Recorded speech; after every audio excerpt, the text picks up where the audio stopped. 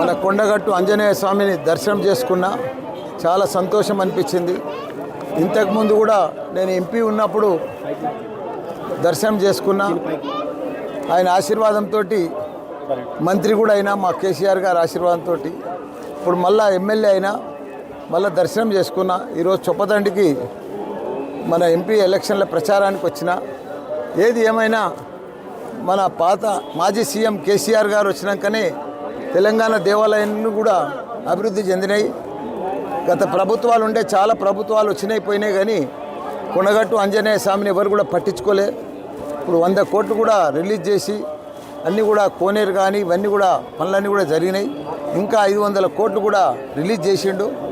ఇప్పుడున్న ప్రభుత్వానికి కూడా ఆ ఫండ్స్ కూడా రిలీజ్ చేసి పెద్ద ఎత్తున ఇది చాలా పుణ్యక్షేత్రం, పెద్ద క్షేత్రం.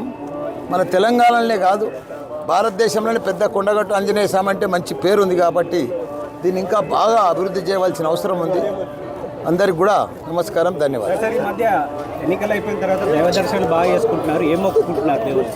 ఏం మొక్కుతున్నాయి? ఇప్పుడు వచ్చే పార్లమెంట్ ఎలక్షన్లల్లో 16కు 16 మా ఎంపీ బీఆర్ఎస్ పార్టీ గెలవాలని కోరుకున్నా దేవుడు. కాంగ్రెస్ పాలన ఎట్లా ఉంది? కాంగ్రెస్ పాలన ఉన్నా ఒకటే, లేకున్నా ఒకటే, అది అందరికీ తెలుసు.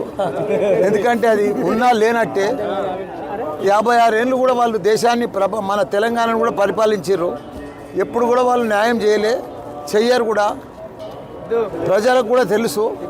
తొందరలోనే ఇప్పుడు 50 రోజులలో 50 వేషాలు అయినాయి. ముందు కూడా ఏం జరగదు, అది అందరికి తెలిసిన విషయమే.